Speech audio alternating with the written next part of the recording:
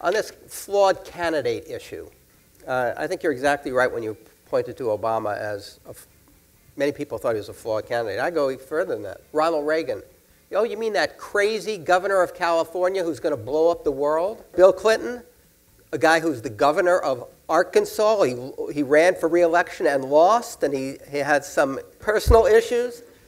Donald Trump, wasn't he a flawed candidate? Does he have the temperament to be elected president? The qualifications, 35% of the country in the exit poll said he had the temperament and qualifications. So I think over time, this is what campaigns are about, right?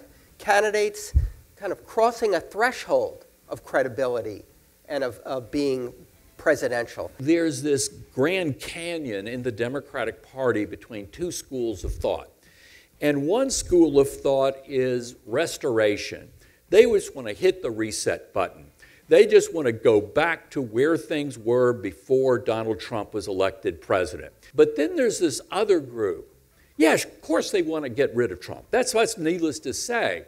But they think the system is fundamentally screwed up, and they want to blow it up and build something from scratch. Coming from Louisiana, corruption is something that I'm very familiar with. But the thing is, corruption almost means something differently to them. It's the system that's corrupt, as opposed to just a politician with their hand in the cookie jar. It's like go big or go home.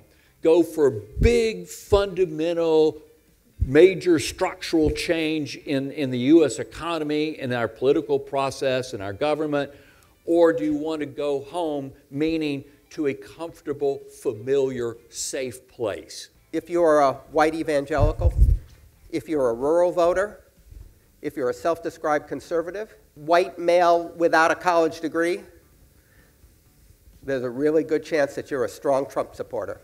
And nothing that's happened will change that. On the other hand, if you are an urban voter, if you're a person of color, if you're a self-described liberal, if you are a secular, less religious or non-religious, and or if you are a white woman with a college degree, the chances are you don't like Donald Trump. And it doesn't matter what the latest jobs number is going to say. It doesn't matter what the wage growth was last month.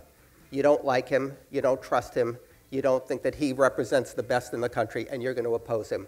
Basically, non-college whites have left the Democratic Party. And if you pull out some of their most conservative people, the center of gravity by nature is going to go over to the left, and that's particularly on social cultural issues, which increasingly are sort of defining our politics today. But that center left establishment, they've got to figure out, they've got to get in the game.